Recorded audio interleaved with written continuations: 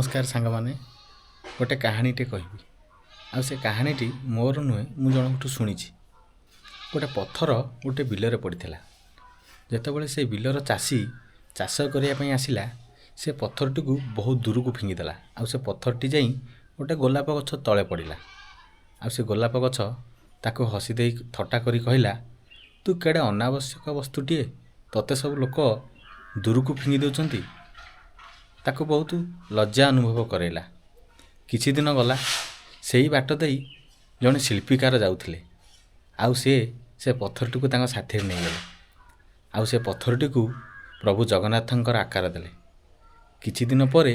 सेही पत्थरटी जगन्नाथंकर आकार पाई मंदिर रे पूजा पाइला आउ से गोलाप फूल तांको पाखरे जे से पूजार लागिला आउ से गोलाप फूल से टाइम रे निजको बहुत गिल्टी फील करी सीठी क्षमा भी मागिला कि हे पत्थर प्रभु मु सेतेबेले जानी पारलिनी आपण आज ए जगार आसिकी पूजा पाउचंती आ मु आपनको पाखरे लागुची मोर भाग्य एटा किंतु मते क्षमा कर दियंतु मु दिने आपनको थट्टा परिहास करथिली। कहिबार कथा होचे या जे केतेबेले कोनोसी मनुष्यर कोनोसी परिस्थिति नहीं थट्टा परिहास करंतु नाही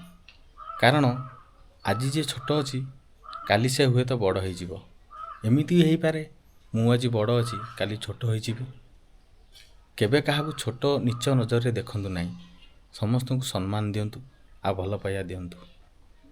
भगवान केतेबेले काहाकू परिस्थिति रखिबे किछि कहि हेबनी। जय जगन्नाथ।